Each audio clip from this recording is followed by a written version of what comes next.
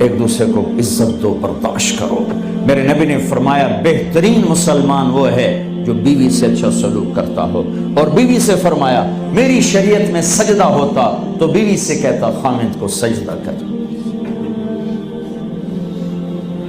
بہترین صدقہ اولاد کی تربیت ہے۔ پورا گھر میرے نبی نے نقشہ، ہر ایک کی قیمت بتائی۔ ماں تیرے قدموں تلے جنت، کاش میری ماں زندہ ہوتی، تم دیکھتے میں کیا کرتا، میں عشاء کی نماز کے مصلی پر ہوتا، میں سورۃ فاتحہ پڑھ رہا ہوتا، ادھر سے آواز آتی میری ماں کی محمد، تو میں نماز توڑ کے کہتا لبیک اماں جان۔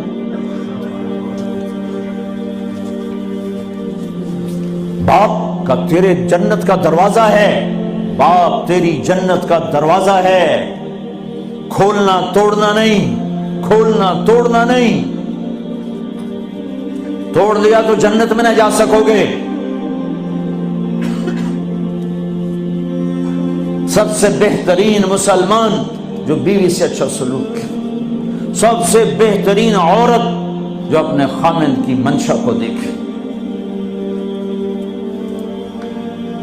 پھر آپ نے ایک عجب بات فرمائی جو معاشرے میں بہت بوجھ بنتا ہے جس کا، ہاں بھائی تمہیں ایسا صدقہ بتاؤں جس سے بڑھ کے کوئی صدقہ نہیں، تمہیں ایسا صدقہ بتاؤں جس سے بڑھ کے کوئی صدقہ نہیں۔ انہوں نے کہا جی کیا؟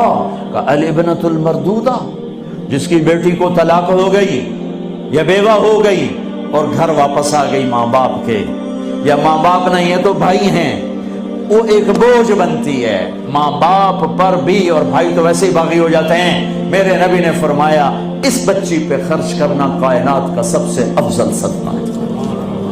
گھر، ایک گھر کیسے چلتا ہے؟ ہمارے ہاں پنجاب، سندھ، بلوچستان سرحد میں بہنوں کو وراثت میں کوئی حصہ نہیں ملتا، سب بھائی کھا جاتے ہیں۔ میرے نبی نے فرمایا جس کو اللہ نے 2 بہنیں دیں اس نے ان کا حق ادا کیا، شادی کی حق ادا کیا۔ ماں باپ کی وراثت میں سے ہوتا ہے، اگر میں نے کوئی خود کمایا ہے اس میں بہنوں کا حق نہیں، ماں باپ سے اگر 1 روپیہ بھی آیا ہے تقسیم کیا جائے گا۔ جس نے بہنوں کا حق ادا کیا، شادی کی حق ادا کیا، اس پہ جنت واجب ہو گئی۔ جس کو اللہ نے 3 بیٹیاں دی، اس نے ان کی ڈولی اٹھائی، وہ جنت میں میرے ساتھ یوں ہوگا۔ ایک بولے اگر 2 ہوں، کہ جس نے 2 بیٹیوں کی شادی کی وہ بھی ایسے ہوگا۔ اللہ بھلا کرے۔ ایک صحابی کا کہ جس کی 1 ہو، کہ جس کی 1 ہے، اگر اس نے اس کو عزت سے رخصت کیا تو وہ بھی میرے ساتھ ایسے ہی ہوگا۔ پھر کئی بچیوں کو طلاق پڑی ہے کہ اس کو بیٹا نہیں ہوتا۔ یہاں آنے سے پہلے کا واقعہ، پنڈی سے بچی رو رو برا حال اس کا، میں تو فون سنتا ہی نہیں ہوں ایسے کہ میرا تو کلیجہ پھٹ گیا ہے۔ ہے کہنے لگی کہ سسرال نے کہا تھا بیٹی ہوئی تو طلاق دے دیں۔ میں نے کہا اس میں میرا کیا قصور ہے، اور بیٹی ہی ہوئی اور مجھے طلاق پڑ گئی اور میں گھر آ گئی 22 سال کی عمر میں۔ بیٹی دینے والا اللہ اور ظلم کرنے والا سسرال۔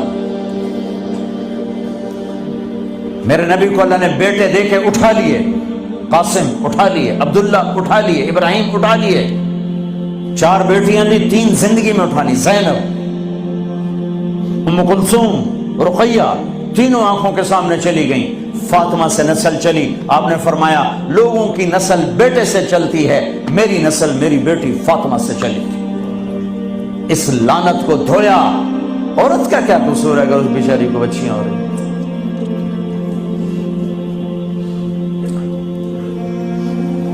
جس نے اپنی بہنوں کو حق ادا کیا، جس نے بیٹیوں کو ڈولے میں بٹھایا، ان کا حق ادا کیا، کہ جنت میں یوں ہو جائے گا۔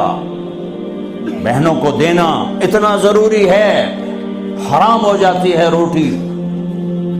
میں نے مولانا جمشید صاحب میرے استاد ہیں، میں نے ان سے تفسیر پڑھی۔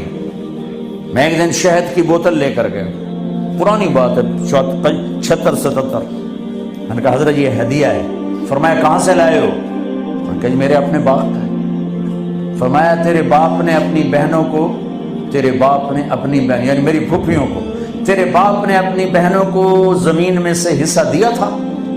یہ سوال کیوں کیا؟ 10 روپے کی شہد کی بوتل تھی اس وقت، کہ اگر دیا تھا تو یہ میں لے لوں گا، اگر نہیں دیا تو پھر یہ حرام ہے، میں نہیں لوں گا، یہ مطلب